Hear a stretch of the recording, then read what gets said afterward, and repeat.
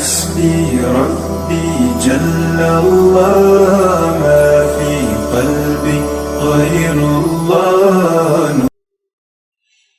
اسلامی سال کا مہینہ جمادی الآخرہ چل رہا ہے، اور اس مہینے میں سن 13 ہجری میں مدینہ منورہ میں خلیفۃ رسول اللہ امام الصحابہ صحابی اول حضرت سیدنا صدیق اکبر رضی اللہ تعالی عنہ کی وفات ہوئی اس ماہ مبارک کی 22 تاریخ کو۔ رحمت عالم نبی کریم صلی اللہ علیہ وسلم کے بعد بلا فصل مسلمانوں نے آپ کو اپنا امیر چنا، اور یوں آپ اللہ کے رسول کے براہ راست جانشین اور خلیفہ مقرر ہوئے۔ 2 سال چند مہینے کی خلافت کے بعد جان آفرین کے سپرد کر دی۔ انا للہ و انا الیہ راجعون۔ اس عظیم المرتبت اور دنیا کے سب سے عظیم مسلمان نے تاریخ انسانیت اور تاریخ اسلام میں کچھ ایسے نمایاں کام کیے کہ قیامت تک کوئی بھی بڑے سے بڑا مسلمان ان کاموں میں ان کی برابری نہیں کر سکتا۔ آپ کا نام زمانہ جاہلیت میں عبد الکعبہ تھا، لیکن زمانہ اسلام میں آپ کا نام عبداللہ رکھا گیا۔ آپ کے والد کا نام عثمان تھا، ابو قحافہ ان کی کنیت تھی، اور آپ تمام جماعت صحابہ میں واحد صحابی ہیں کہ جن کی 4 پشتیں مسلمان ہو گئیں۔ والد اور والدہ بھی اسلام میں، آپ کی اولاد بھی، خود بھی، اور آگے ان کی اولادیں بھی۔ اور اللہ تعالیٰ نے یہ خاص اعزاز آپ کو عطا فرمایا۔ آپ کا لقب صدیق اور عتیق رحمت عالم نبی مکرم صلی اللہ علیہ وسلم نے خود مقرر کیا۔ ابو بکر آپ کی کنیت تھی، لیکن یہ کنیت آپ کی خوبی اور وصف کی وجہ سے مقرر ہوئی۔ آپ کے کسی بیٹے کا نام بکر نہیں تھا، بلکہ عربی زبان میں ابو بکر کا معنی ہے پہل کرنے والا۔ تو آزاد مردوں میں سب سے پہلے پہل کر کے آپ نے اسلام قبول کیا، اور آپ وہ عظیم ہستی ہیں جنہوں نے سب سے پہلے، تمام صحابہ سے پہلے، سب سے پہلے اعلانیہ طور پر لوگوں کو اسلام کی دعوت دینا شروع کی۔ اور آپ وہ عظیم ہستی ہیں کہ جنہوں نے سب صحابہ سے پہلے رسول کائنات صلی اللہ علیہ وسلم کی زندگی میں آپ کے حکم سے آپ کے مصلی پر کھڑے ہو کر مسلمانوں کو نماز پڑھائی۔ آپ ہی وہ عظیم ہستی ہیں کہ جنہوں نے مکہ مکرمہ میں مسجد حرام جو پہلے سے بنی تھی، اس کے بعد سب سے پہلی مسجد جس میں نماز آپ نے پڑھنی تھی وہ مسجد آپ ہی نے مکہ میں بنائی، اور اس مسئلے میں بھی آپ پہل کر گئے۔ مدینہ منورہ میں ہجرت کے بعد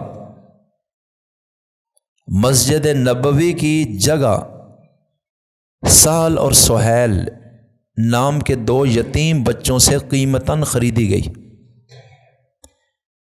اور نبی کریم صلی اللہ علیہ وسلم نے آپ کی چاہت پر آپ کو حکم دیا، اور آپ نے سب سے پہل کر کے اپنے حلال کی کمائی سے وہ پلاٹ خرید کر مسجد نبوی کے لیے وقف کر دیا۔ ان النبی صلی اللہ علیہ وسلم امر ابا بکر ان یعطیہما ثمنہ، نبی کریم صلی اللہ علیہ وسلم نے ابو بکر کو حکم دیا کہ وہ اس زمین کی قیمت ان دونوں لڑکوں کو دے دے جو اس زمین کے مالک تھے۔ اور نبی کریم علیہ السلام کے بعد سب سے پہلے آپ ہی کو امت نے رسول اللہ کا جانشین چنا۔ حضور کے بعد آپ ہی وہ پہلی شخصیت ہیں کہ جن کو روضہ رسول میں حجرہ عائشہ کے اندر دفن کیا گیا، اور حضور علیہ السلام کے بعد اس پوری کائنات میں سب سے پہلے آپ ہی ہوں گے کہ نبی کریم علیہ السلام جب قیامت میں اٹھیں گے تو ساتھ ہی اس کے فوراً بعد آپ اپنی قبر سے کھڑے ہوں گے۔ تو اس لیے میں عرض کرنا چاہتا ہوں کہ آپ نے اتنے کاموں میں پہل کی ہے، اس کے علاوہ بھی کہ آپ کو کنیت ابو بکر عطا کی گئی کہ ہر نیکی کے کام میں، خیر کے کام میں اور ہر ثواب کے کام میں آپ سب سے پہلے ہوتے ہیں، اور سب سے زیادہ زمانہ نبی کریم علیہ السلام کی صحبت میں آپ ہی نے گزارا۔ اتنا زمانہ کسی شخص نے نہیں گزارا۔ ایک تو یہ ہے کہ اعلان نبوت کے بعد سب سے پہلے آپ نے کلمہ پڑھا، ویسے فزیکلی سب سے پہلے جو کلمہ دنیا میں پڑھا وہ حضرت سیدہ خدیجہ الکبریٰ نے پڑھے، لیکن گھر سے باہر کی دنیا میں سب سے پہلے جس نے کلمہ پڑھا وہ حضرت صدیق اکبر کی ذات ہے۔ تو اس وقت سے وفات رسول تک یہ سارا زمانہ آپ نے حضور کے ساتھ گزارا، تمام غزوات میں رسول اللہ کے ساتھ رہے۔ نبی کریم علیہ السلام نے فرمایا کہ اللہ تعالیٰ نے میرے 2 وزیر آسمانوں پہ مقرر کیے اور میرے 2 مشیر زمین پر مقرر کیے۔ آسمانوں پر میرے 2 وزیر جبرائیل اور میکائیل ہیں، اور زمین پر میرے جو ساتھی اور مشیر ہیں وہ ابو بکر و عمر ہیں۔ تو میں عرض کرنا چاہتا ہوں کہ ابو بکر آپ کی اس خوبی کی وجہ سے، آپ کے وصف کی وجہ سے آپ کی کنیت پڑی ہے کہ مسلمان کی شان یہ ہے کہ وہ نیکی کے کام میں بڑے اور باقیوں سے بھی پہل کرے۔ فاستبقوا الخیرات، اللہ کہتا ہے نیکیوں اور بلائیوں کے کام میں سبقت اختیار کرو۔ آج ہم دنیا کے کاموں میں آگے بڑھتے ہیں اور نیکی میں ہمیں شرم آتی ہے۔ آج کا مولوی نہیں، وہ پیر نہیں ہے، وہ کوئی محدث نہیں، وہ شیخ وقت نہیں ہے، وہ ملک کا سیاست دان نہیں کہ آپ جب زبان کھولیں گے تو آپ کھولتے چلے جائیں، بلکہ یہاں تو آپ کے ایمان کی حد ہے، اگر آپ زبان کھولیں گے آپ کا ایمان برباد ہو جائے گا، اس لیے کہ وہاں پیرا اللہ اور اس کا رسول دے چکا ہے کہ ان کے بارے میں تمہیں بولنے کی کوئی اجازت نہیں ہے۔ ابھی جمعے کا خطبہ آپ سنیں گے، دوسرے خطبے میں یہ فرمان رسول ہے، اللہ اللہ فی اصحابی اے مسلمانوں اللہ سے ڈر کے رہنا, اللہ سے ڈرتے رہنا. میرے صحابہ کے مسئلے میں لا تتخذوہم من بعدی غرضا, آج تو میں موجود ہوں, کوئی صحابہ کے بارے میں بولے میں خود اس کی زبان کو روک لیتا ہوں, لیکن کل میں دنیا سے چلا جاؤں ان کو لوارث مت سمجھنا. میرے بعد بھی اپنے طعن اور تشنیع, اپنی تنقید کا نشانہ میری جماعت اور صحابہ کو مت بنانا. فمن احبہم فبحبی احبہم, جو شخص بھی صحابہ سے محبت کرتا ہے یہ اس بات کی دلیل ہے کہ اس کے دل میں مجھ نبی کی محبت ہے. ومن ابغضہم فببغضی ابغضہم, اور جو میرے صحابہ سے نفرت کرے, بغض رکھے, ان کو برا سمجھے, ان کو اچھا نہ سمجھے, تو یہ مت سمجھو یہ صحابہ کا دشمن ہے, یہ تم سمجھ لینا اس کے دل میں مجھ نبی کی نفرت موجود ہے. اس لیے ساری جماعت صحابہ کامیاب ہے یا ناکام ہے؟ زور سے بولیں. اب سنیے, یہ ایک ایک صحابی کی گارنٹی اللہ قرآن میں اٹھا چکا ہے, تو پھر کس طرح امام ذہبی کو اجازت ہے کہ آپ صحابی کو چیک کریں؟ یہ تو ابو حنیفہ کو اجازت نہیں, امام شافعی کو اجازت نہیں, امام مالک کو اجازت نہیں, امام احمد کو اجازت نہیں, امام بخاری مسلم کو اجازت نہیں ہے, اس لیے کہ یہ ان کے قدموں کی خاک میں بھی پہنچنے والے نہیں, اور وہ تو وہ ہستیاں ہیں جنہوں نے کلمہ پڑھتے ہوئے میرے رسول کا دیدار کیا ہے. اللہ کہتے ہیں ان کو کون مل سکتا ہے؟ ان کو تو میں چن چن کر اپنے نبی کے قدموں میں اٹھا کے لایا, کسی کو حبشہ سے, کسی کو مصر سے, کسی کو الجزائر سے, کسی کو مراکش سے, کسی کو مدینہ سے, کسی کو طائف سے, کسی کو حبشہ سے, کسی کو کہاں سے چنا, چن چن کر نبی کے کھاتے میں نے ڈالا ہے. ان کو نبی نے بنایا ہے, پرکھا ہے, سنوارا ہے, تربیت کی ہے, نماز کا ڈھنگ سکھایا, جینے کا, بولنے کا اور چلنے کا, تجارت کا, سیاست کا, لین دین کا, اخلاق و آداب کا, یہ سارا ڈھنگ یہ رسالت کے دربار میں ان کو سکھایا گیا ہے. اس لیے ان پر اعتراض یہ نبی کی تربیت پہ اعتراض ہوگا کہ یہ تو چلے گئے, مال بھی دیا, جان بھی دی, ہجرت بھی دی, تلواریں بھی کھائیں, نیزے بھی سہ گئے, پیٹ پہ پتھر بھی باندھے, اور پھر بھی اگر یہ کامیاب نہیں ہوئے تو یہ نعوذ باللہ رسول اللہ کی تربیت صحیح نہیں تھی, ورنہ انہوں نے تو سب کو سامنے رکھ دیا تھا. ان میں اخلاص نہ ہوتا یہ میدان بدر میں کیوں جاتے, عہد میں کیوں جاتے, لاشیں کیوں اٹھتی, قربانیاں کیوں دیتے, ہزاروں میل کا سفر کر کے دشمن کے دانت میدان جہاد میں کیوں کھٹے کرتے. اس لیے یہ صحیح تھے, اور پھر بھی اگر ان کا ایمان خراب ہے, ان میں پھر بھی جھوٹ ہے, ان میں پھر بھی تقوی نہیں ہے, ان میں پھر بھی بے حیائی ہے, ان میں پھر بھی شرک ہے, ان میں پھر بھی دو نمبری ہے, تو پھر یہ نعوذ باللہ اعتراض نبی پر اٹھے گا کہ آپ کی تربیت صحیح نہیں ہو سکی, آپ استاذ کامل نہیں ہیں, آپ رسول صادق نہیں ہیں, آپ کی تربیت میں نقص رہ گیا تھا. اس لیے فرمایا ان سے محبت مجھ نبی سے محبت کی دلیل, ان سے نفرت مجھ رسول سے نفرت کی دلیل ہے. اور فرمایا میں ان کا گارنٹیڈ ہوں کہ کوئی شخص ان کے خلاف قلم نہ اٹھائے, زبان نہ کھولے, تنقید نہ کرے. اس لیے میں عرض کرنا چاہتا ہوں اہل سنت والجماعت نبیوں کو معصوم سمجھتے ہیں, اصحاب رسول کو محفوظ سمجھتے ہیں. اس لیے آج جب نبی پہ ہٹ ہو مسلمان دنیا میں کھڑا ہو جاتا ہے, اور جب صحابی پہ ہٹ ہو مسلمان پھر کھڑا ہو جاتا ہے کہ اس کو کس نے اجازت دی ہے. اس لیے کہ وہ قرآنی شخصیات ہیں. کون سی شخصیات ہیں؟ وہ اللہ نے قرآن میں ان کو گارنٹی دی ہے کہ یہ سچے ہیں. اولئک هم الصادقون, یہ قرآن کریم کی آیت ہے, آپ خود ترجمہ کریں. اللہ کہتا ہے یہ سارے سچے ہیں. اب آئیے پارہ نمبر 24 میں, والذی جاء بالصدق وصدق بھی, اللہ کہتا ہے نبی سچ لے کر آیا اور ان لوگوں نے اس سچ کو سچ کہہ دیا اور سچ کو سچ مان لیا. اولئک هم المتقون, یہ سارے پرہیزگار اور تقوی والے ہیں. اولئک هم الراشدون, یہ رشد و ہدایت کے مینارے ہیں. اولئک هم الفائزون, یہ سارے کامیاب ہو گئے ہیں. کلا وعد اللہ الحسنى, ان سب سے اللہ نے جنت کا وعدہ خود کیا ہے. رضی اللہ عنہم ورضوا عنہ, ان سب سے اللہ راضی ہو چکا ہے. تو پھر یہ کیا چیز ہے؟ ذرا ان آیتوں پہ غور کریں. تو ان کو سند سپریم کورٹ سے میرا رب دے چکا ہے, ان کو سند ہائی کورٹ سے میرا پیغمبر دے چکا ہے. تو پھر نچلے لیول کے کسی شخص کو اختیار ہے ہی نہیں ہے کہ وہ ان کی شخصیات کو پرکھے, ان کے ایمان کو جانچے, ان کے تقوی کا امتحان لے. ارے میاں تم نیچے ہو.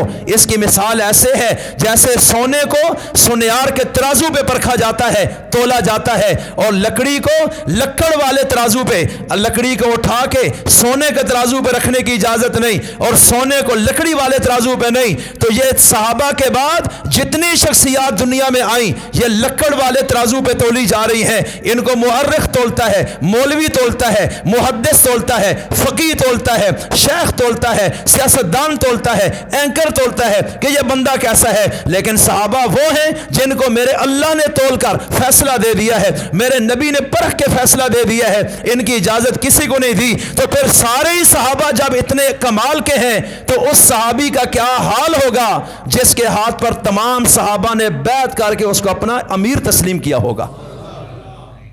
हजरत सिद्दीक अकबर की शान इसी से आप देख लें कि हजरत उमर जैसा शख्स कहता है हाथ आगे करें, मैं आपके हाथ पे बैत होना चाहता हूं। सकीफ़ा बनी साइदा मदीना मुनव्वरा, रसूलुल्लाह की वफ़ात के फ़ौरन बाद, बुखारी की हदीस है। हजरत उमर बैत होते हैं, सहाबा इकराम खड़े हो गए, हाथों पे हाथ देते चले जा रहे हैं। ये आवाज़ उठ गई कि हज़रत अली और मुर्तज़ा बैत नहीं हुए। फिर हज़रत सिद्दीक़ हज़रत उमर ने हज़रत अली को बुलवाया, क्योंकि वो तदफीन और उन मामलात में भी थे, और ये यहाँ एक मामला था।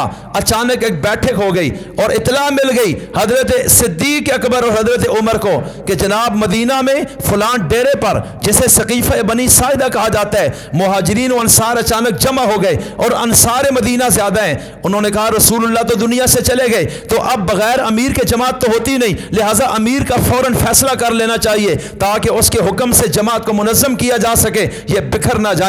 तो फिर अचानक हजरत उमर ने कहा वहां पहुंचना चाहिए, ये न हो वो कोई ऐसा फैसला कर दें जो बाद में फितने का सबब बने, इसलिए कि इस पर बड़ी मुशावरत चाहिए और ये एक बड़ा अहम मसला है। हजरत सिद्दीक अकबर फौरन इसकी अहमियत की वजह से यहां पहुंचे। इनका एहतराम तो सारे करते थे। आप जब आए, अंसार मदीना खड़े होकर गुफ्तगू कर रहे हैं और उसमें क्या कह रहे हैं, मिन्ना अमीरुन व मिनकुम अमीर, मुस्तदरक हाकिम, एक अमीर अंसार मदीना में से होगा, एक अमीर मुहाजिरीन में से होगा। अब मुसलमानों के दो अमीर होंगे। इस तरह हजरत उमर ने खड़े होकर कुछ बातें की हैं, फिर हजरत सिद्दीक अकबर ने गुफ्तगू की है, कुछ और लोगों ने भी बातें की हैं, अंसार मदीना में से भी एक शख्स ने और मैसेज दिया। ये सारी गुफ्तगू शनीद के बाद हजरत सिद्दीक अकबर ने फरमाया कि सुनो, रसूलुल्लाह मुहाजिर थे, आप अंसार हैं, और उस वक्त भी अमीर मुहाजिरीन में से था।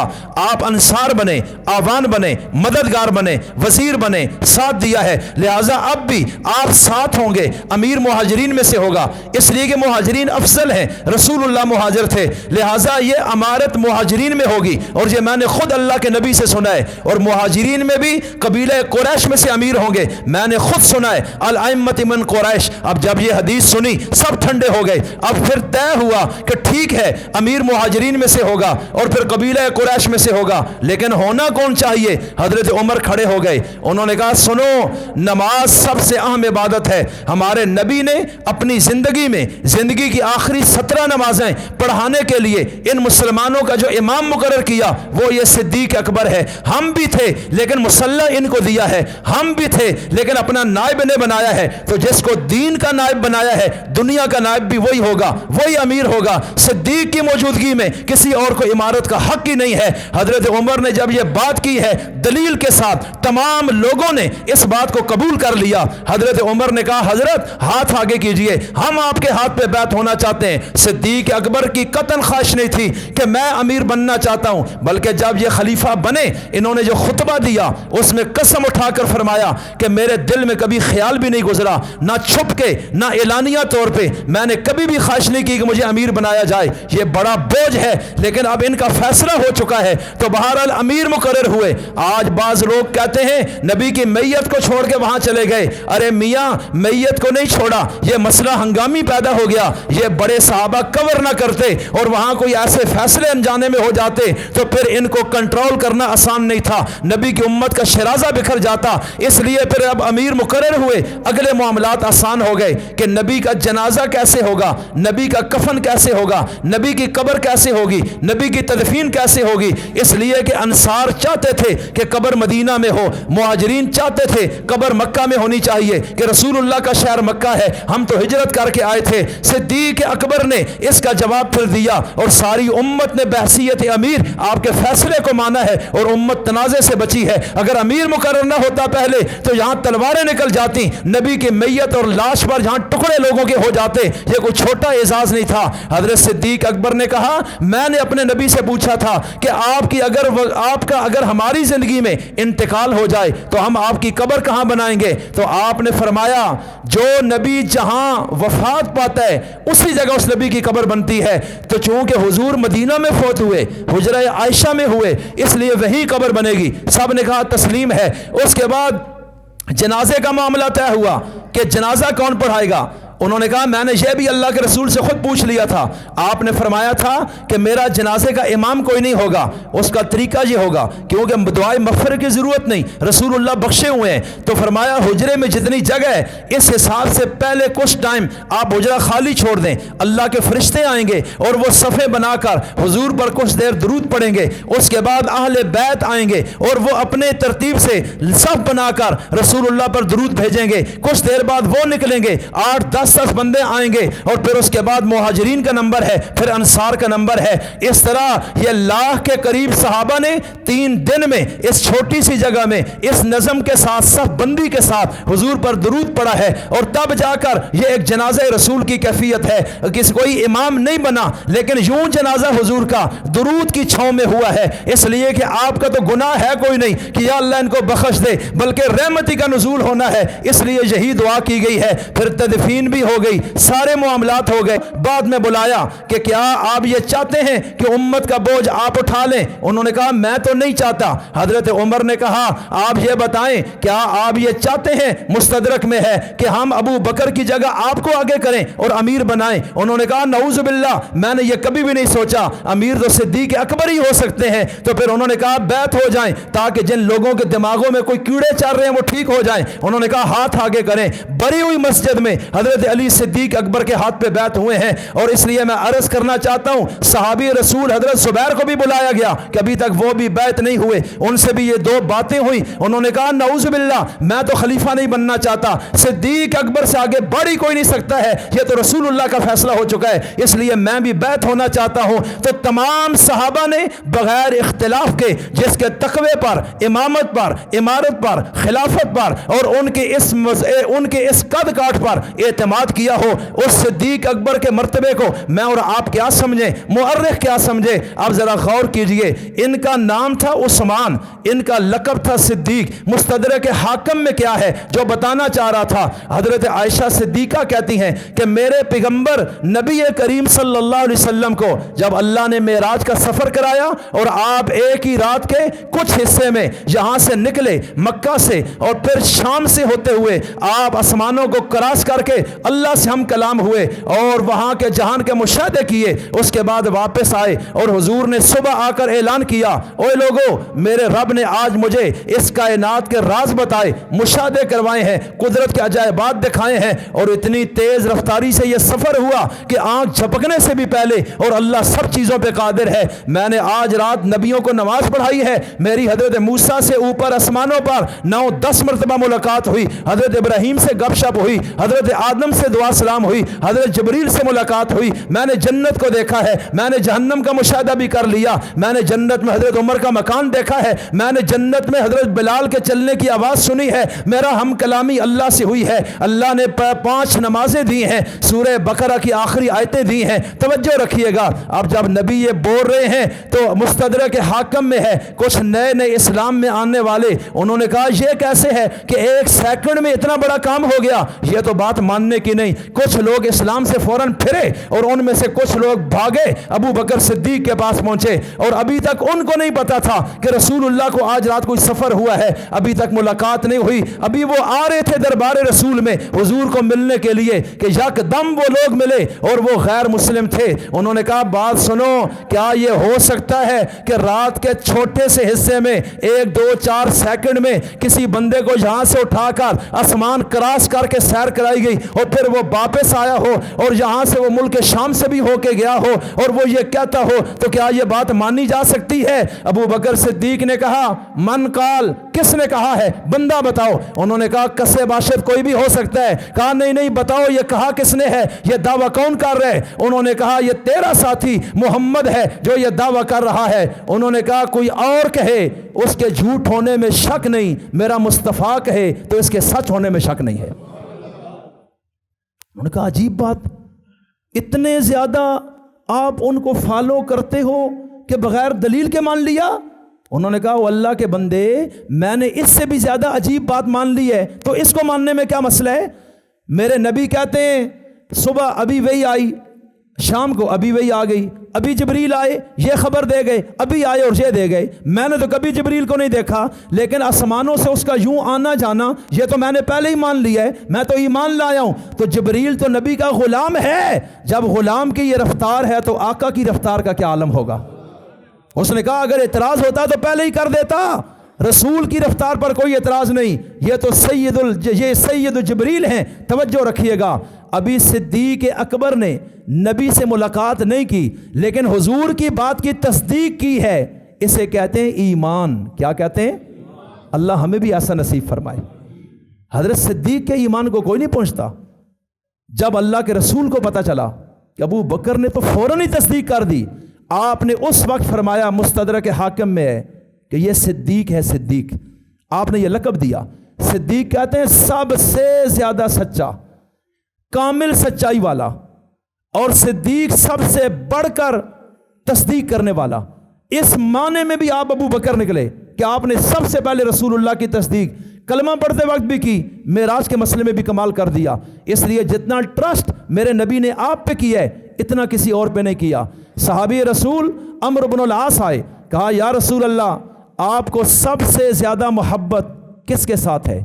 توجہ، حضور سے فاتح مصر عمرو بن العاص پوچھتے ہیں سب سے زیادہ محبت اس دنیا میں آپ کو کس کے ساتھ ہے؟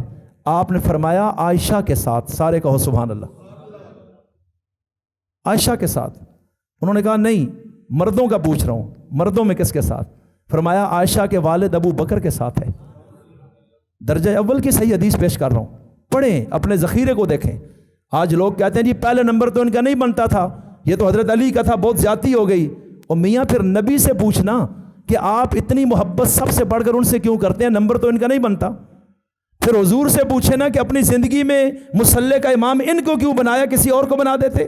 حضرت علی کو مقتدی کے صف میں کھڑا کیا اور خود مصلی ابو بکر کو دے دیا، امام ان کو بنایا، باقیوں کو مقتدی بنایا۔ تو یہ فیصلہ سنیوں کا ہے یا سنیوں کے پیغمبر کا ہے؟ اس پہ ذرا غور کرنا چاہیے۔ اور اسی بات پر تو ان کو جانشین مقرر کیا گیا اور امیر المومنین بنایا گیا کہ نبی نے مصلی ان کو دیا ہے، امیر حج ان کو بنایا ہے۔ جب دین میں یہ امام ہے تو دنیا تو ادنا چیز ہے، اس کے امام بطریق اولا یہ ہوں گے۔ تمام صحابہ نے اس نقطے پر اتفاق کر کے آپ کو اپنا امیر تسلیم کیا ہے۔ اس لیے بھائیو میں عرض کیا کرنا چاہتا ہوں، امیر بھی تھے اور مصطفیٰ کی بارگاہ میں بنے ہوئے تھے۔ کیسے بنے تھے؟ توجہ، وقت بہت کم ہے، باقی انشاءاللہ اگلے جمعے پہ میں بات کروں گا۔ تو حضرت صدیق اکبر کو مسلمانوں نے امیر بنایا، اور آپ پھر ممبر پہ کھڑے ہو کے جو پہلا خطبہ دیتے ہیں بس وہی آپ کی ریاست جو آپ نے چلانی ہے، اس خلافت کا ایک شیڈول مرتب ہو گیا کہ یہ کس دماغ کے خلیفہ ہیں اور ان کی سوچ کیا ہے۔ اور اس میں پھر اگلا دن جب آیا صبح کے ٹائم، لوگ دیکھتے ہیں کہ ابو بکر صدیق نکلے، مدینہ کی تجارتی منڈی میں جا رہے ہیں، رستے میں حضرت عمر ملے، آپ کدھر جا رہے ہیں؟ کہا کہ گھر کا ذمہ دار ہوں، خرچہ میرے ذمہ ہے، کچھ کماؤں گا تو نظام چلاؤں گا۔ انہوں نے کہا حضرت کیا کر رہے ہیں، آپ تو مسلمانوں کے والی مقرر ہو گئے، اب اگر تجارت میں لگے رہیں گے تو وہ نظام کون چلائے گا؟ تو کہا کہ یہ ذمہ داری تو تم سب نے ڈال دی ہے، اس ذمہ داری کو تو میں ہی نے نبھانا ہے، اب بتاؤ میں گھر کا نظام کیسے چلاؤں گا؟ میرے پاس تو کوئی راستہ نہیں، اس لیے میں جاتا ہوں اور زور کے بعد آ کے مسند خلافت پہ بیٹھ کے لوگوں کی باتیں بھی سنیں گے اور مسائل کو حل کریں گے۔ انہوں نے کہا یوں نظام نہیں چلے گا۔ اور یہ کون سے صحابی ملے حضرت ابو بکر کو؟ اونچا بولو۔ اور عمر کون ہے؟ ترمذی کی روایت، ان اللہ تعالی جعل الحق علی لسان عمر و قلبی، حضور نے فرمایا عمر میرا وہ صحابی ہے جس کی زبان اور دل پر اللہ حق کو جاری فرما دیتا ہے۔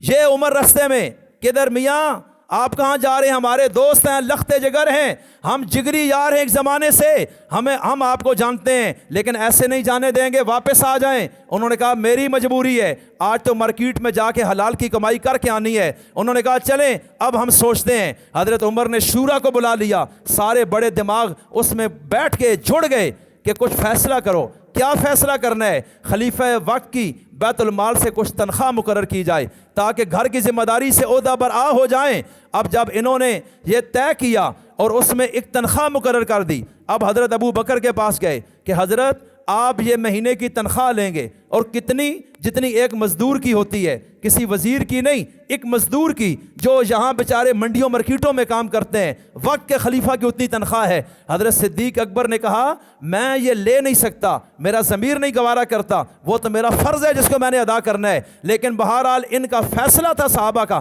انہوں نے مجبور کر دیا، انہوں نے نہ چاہتے ہوئے تسلیم کیا۔ سارا وقت 2.25 سال میں خلافت کو دیا، تنخواہ بہت تھوڑی تھی۔ ایک دن گھر میں آتے ہیں، جب روٹی سالن کھا لیا اور ساتھ کچھ میٹھا پکا ہوا تھا، کوئی حلوہ، اور وہ گھر والوں نے پلیٹ میں رکھا۔ حضرت صدیق اکبر نے پوچھا یہ کہاں سے آیا؟ انہوں نے کہا کئی مہینے کی تنخواہ سے تھوڑے تھوڑے پیسے بچائے ایک پلیٹ حلوے کی بن گئی ہے۔ ہم نے کہا کبھی میٹھا تو آپ کو کھلائیں اور ہم بھی کھا لیں۔ انہوں نے کہا اچھا، اس کا مطلب ہے کہ تنخواہ میں ابھی اتنی گنجائش ہے کہ میٹھا بن سکتا ہے، لہٰذا ساتھ ہی آرڈر دیا اتنی تنخواہ میری مزید کم کر دی جائے، اس کے بغیر بھی نظام چل سکتا ہے۔ دنیا میں کوئی مثال ہے تو لے کر آئیں۔ پھر حضرت صدیق اکبر پر میں قربان وہ معیار قائم کر گئے کہ بعد والوں کے لیے بھی مشکل ہو گئی، اور صحابہ کہتے تھے صدیق نے بعد والوں کو مشکل میں ڈال دیا۔ اور ہم کس طرح اس نقشے پا پہ چل سکتے ہیں کہ جب ان کا جنازہ اٹھنے لگا، وفات ہونے لگی، اپنی بیٹی عائشہ کو بلایا، کہا میری بیٹی تو نے رسول اللہ کی زندگی دیکھی ہے، کس قدر سادگی پسند تھے، کپڑے کیسے، کتنے پھٹے پرانے کپڑے بھی سردار دو جہان نے پہنے ہیں، کئی دن تک چولہا نہیں جلا، پیڑ پہ پتھر اور جو کھا کر گزارا کیا، تو میں تو انہی کا تربیت یافتہ ہوں، مجھے تو مسلمانوں نے مسند پر بٹھایا اور تنخواہیں دینی شروع کر دیں۔ اس لیے میں آج ایک بات تمہیں بتانے لگا ہوں کہ میں جب مر جاؤں تو پھر میرا ایک پلاٹ ہے جو مدینہ میں فلاں جگہ ہے، اس کو بیچ دینا، اور یہ میری وصیت ہے، اور 2.25 سال میں نے جتنی تنخواہ لی ہے وہ ساری تنخواہ کا حساب لگانا، اور میرا وہ پلاٹ بیچ کر وہ 2.25 سال کے پیسے دوبارہ مسلمانوں کے بیت المال میں جمع کر دینا۔ دنیا میں کوئی مثال؟ آج کوئی کہے جی نہیں جی ان کو ہم پرکھیں گے یہ ٹھیک ہے یا غلط، ایسے بندے کو جوتے نہیں مارنے چاہیے؟ او بھائی تجھے کس نے اختیار دیے؟ تیری نہ نماز ٹھیک ہے، نہ زبان ٹھیک ہے، نہ نظر میں حیا ہے، نہ کان میں سچائی ہے، نہ تیرے کردار میں ایک نمبری ہے، تجھے کیسے اختیار دیا جائے امام الصحابہ کو چیک کرنے کا؟